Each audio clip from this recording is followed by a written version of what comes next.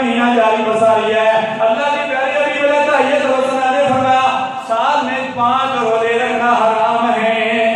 ایک روزہ عید الفطر کا اور 4 روزے عید الاضحیٰ کے. یہ 4 روزے 10 11 12 13 یہ 4 روزے 10 11 12 13. بعض لوگ کہتے ہیں کہ نامی کا روزہ بھی رکھنا چاہیے.